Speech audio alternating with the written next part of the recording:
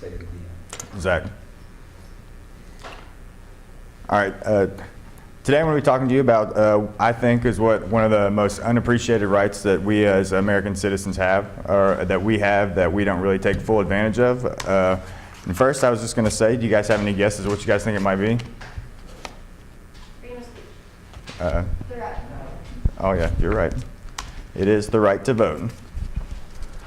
I'm going to talk to you about your right to vote. Why is it important? I'll explain it through a brief overview of history, and then I'll talk to you about why is it important for us to vote today. Our right to vote was part of the main reason why our country was founded. The Revolutionary War played a great part in the fight for equal representation so that everyone would have a say in their government. The Revolutionary War was fought, a 25-year war that was very bloody. A lot of people lost their lives. The forefathers who signed the Declaration of Independence, they were all, hunted viciously by the British soldiers, people that were speaking out when they weren't supposed to, just so that we would be able to have an equal say in our government. Another big thing in voting in the past is the 15th Amendment. It granted African Americans the right to vote. It was signed on February 3rd, 1870.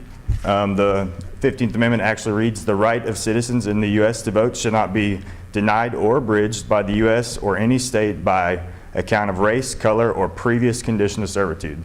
So that there is acknowledgement that the United States was wrong in having African Americans and minorities enslaved, so they were wanting to grant them full access as citizens by giving them all equal rights. The next big point in history for voting was the 19th Amendment. It was a big point in women's suffrage. It was the 19th Amendment, signed in 1920. It was ratified. This here is a picture of Elizabeth Cady Stanton, who was one of the main women behind the drive. She dedicated her entire life to it, was imprisoned multiple times throughout the fight. So she really dedicated her entire life so that women would be able to vote. And so what I ask you is, why is it important that we need to vote? This here is a graph of our voter turnout in the US versus everyone else in the world average. The global average, as you see there, is 62.7%, and the average voter turnout in the US during legislative elections is 47.5. So as you can see, that's 15% below the national average. That's less than half of our population participates in the voting process. And as you can see, a lot of the European countries up toward the top have almost 90% participation in voting, which really shows equal representation. If you participate in voting, voting can solve government spending, economic problems, state law reforms, representation problems, and educational reforms. One of the government reforms, say you have a problem with government spending, say you live in the state of Texas, Senator Ted Cruz is a big Republican, conservative Tea Party person down there. If you didn't know, he is all about cutting government spending. He's very conservative. So what all the Tea Party is about is getting back to small government. So say if you could participate in the election, you could vote for Ted Cruz, say if you wanted to reduce government spending. A way we can solve economic problems by government spending is voting for a candidate that would support bailouts. So say in 2008, if you voted for Barack Obama, you supported a bailout. And this is your way of impacting the law. State law reforms. A lot of this here in the past couple of weeks, we've seen a lot of state laws affected across the nation. There was 4 states that ratified the use of recreational marijuana in their states, made it legal. So I mean, that's a big groundbreaking thing considering it's still illegal federally. And representational problems. A lot of people say that maybe say Mitch McConnell was serving in office too long, so there was just a big showdown in the election here in the state between Allison Lundergan Grimes and Mitch McConnell. Mitch obviously won, so obviously too many people didn't have a problem with him representing them.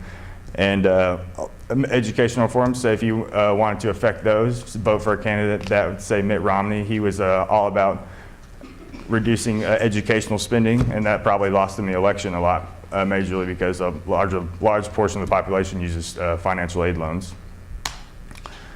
And voting is important. Just make sure you vote, make your voice heard. Everyone over 18 can vote as long as you're not a convicted felon. If you feel a certain way about an idea, or in a policy that's about to be shaped, the main thing you can do is vote to make your voice heard, pick your candidate.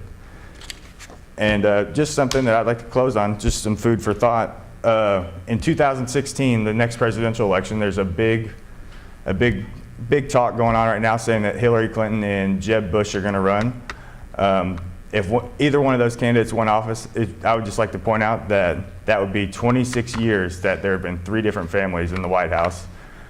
So is this really democracy? Can we really attribute, these past problems that we've dealt with to their presidencies, their families? So this is what I'd like to close on, give you something to think about maybe, and have a good day. Is there any questions?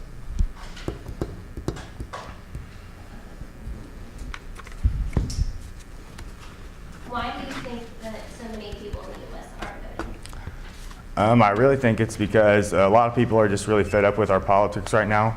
They've kind of become stagnant in the partisanship, meaning that there's not a lot of people that will step across the aisle. And so I feel a lot of American citizens right now are just stepping away from politics altogether.